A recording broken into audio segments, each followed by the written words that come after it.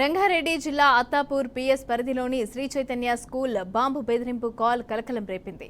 స్కూల్లో బాంబు పెట్టినట్లుగా స్కూల్కు మెయిల్ పంపించారు. వెంటనే స్పందించిన స్కూల్ యాజమాన్యం పోలీసులకు సమాచారం అందించింది. ఇక రంగంలోకి దిగిన పోలీసులు తొలుత స్కూల్లోని పిల్లలందరినీ కూడా ఖాళీ చేయించారు.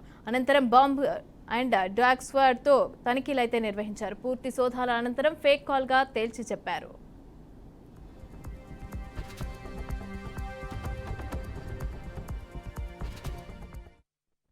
సంవత్సరాలుగా ఇదే బ్రాంచ్లో ప్రిన్సిపాల్గా ఉన్నాను.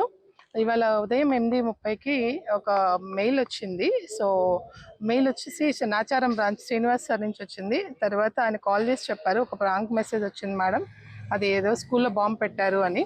సో ఇమీడియట్గా ఆ మెసేజ్ మెయిల్ చూసిన వెంటనే క్విక్గా రెస్పాండ్ అయ్యి అదే మెయిల్ని జిరాక్స్ కాపీ తీసి యాజ్ వెల్ as పోలీస్ స్టేషన్లో కంప్లైంట్ రేస్ చేశాము.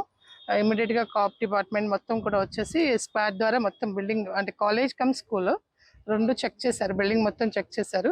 సో అత్తాపూర్లో చదువుతున్న కాలేజ్ విద్యార్థుల తల్లిదండ్రులకు మరి స్కూల్లోని విద్యార్థుల తల్లిదండ్రులందరికీ కూడా మనవి ఏంటంటే ఇదొక మరి ప్రాంక్ మెసేజా లేకపోతే నిజమని తెలియదు, ఏది కూడా ఇగ్నోర్ చేయడానికి లేదు విద్యార్థులు కాబట్టి.